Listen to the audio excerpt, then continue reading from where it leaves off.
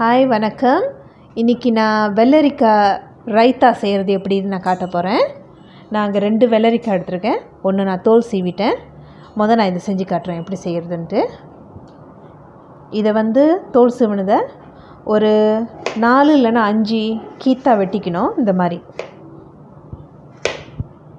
இப்போ நான் 5 கீத்தா வெட்டிட்டேன். இப்போ இதை எப்படி சீவுறதுன்னு சொல்கிறேன்.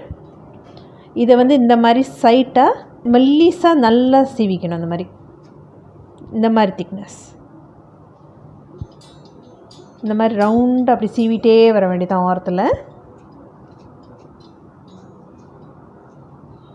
ஓகே, இந்த பீஸ் நம்ம கடைசியாக வெட்டி போட்டுக்கலாம். இது எப்படி வெட்டுறதுன்னா, இந்த மாதிரி ரவுண்டாக செஞ்சு அப்படியே அது ரவுண்டாக ஆயிடுச்சுல, இந்த மாதிரி நல்லா வெட்டிட்டு இந்த சைட்லேருந்து மெல்லிஸாக வெட்ட வேண்டியது. அந்த மாதிரி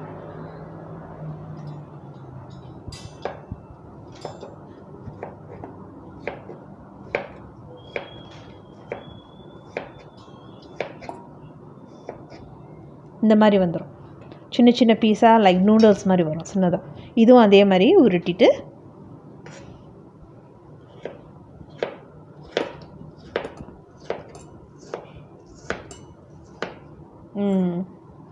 இந்த மாதிரி வந்துடும்.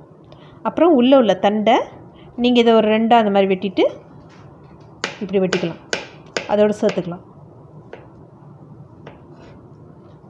ஓகே, ஸோ இதை நான் ஃபுல்லாக எல்லாத்தையும் வெட்டிட்டு அப்புறம் என்ன செய்கிறது இதுக்கு நெக்ஸ்ட்டுன்னு நான் காட்டுறேன்.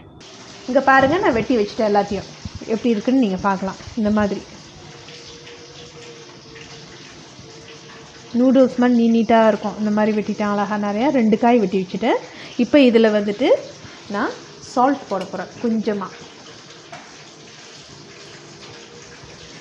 இவ்வளோ போட்டால் போதும். சால்ட் ரொம்ப போடணும்னு அவசியம் இல்லை. கொஞ்சமாக போட்டுட்டு ஒரு முழு வெங்காயம், சின்ன வெங்காயம் எடுத்துருக்கேன். அதில் ஒரு பச்சை மிளகா, இது 2ஐயும் வெட்டி இதில் போட்டுருவேன். இப்போ கடைசியாக கொஞ்சமாக கோகோனட் மில்க். ஓகே, நான் இப்போ இதை வெட்ட போகிறேன். வெட்டிட்டு உங்களுக்கு காட்டுறேன். ஓகே, இதோ இப்போ நான் 2ஐயும் வெட்டி வச்சுட்டேன் அழகா. இப்போ நான் அதில் ஆட் பண்ண போகிறேன்.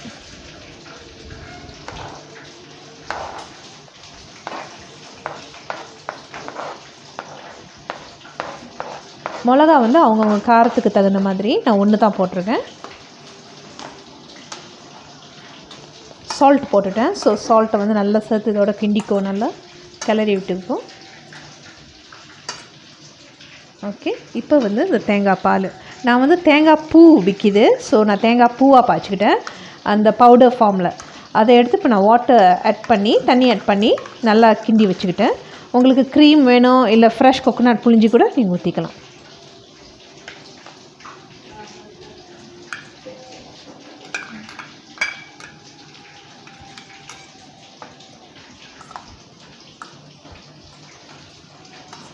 உங்களுக்கு அடிஷ்னலாக தயிர் போடுறனா கூட போட்டுக்கலாம். சில பேர் விரும்பி போடுவாங்க. ஸோ நான் ஜஸ்ட் கோகோனட் மில்க்லேயே செய்கிறேன். நல்லா சர்வ் பண்ணிவிட்டு நம்ம பரிமாறலாம். இதே ரைத்தாவில் நீங்கள் கேரட் கூட திருவி போட்டுக்கலாம் உங்களுக்கு இன்ட்ரெஸ்ட் இருந்தால். ஸோ இப்போ நான் நல்லா சர்வ் பண்ணிவிட்டேன் உங்களுக்கு கியூக்கம்பர் ரைத்தா. இதே மாதிரி ட்ரை பண்ணிவிட்டு எனக்கு ஃபீட்பேக் கொடுங்க. தேங்க்யூ, பாய்.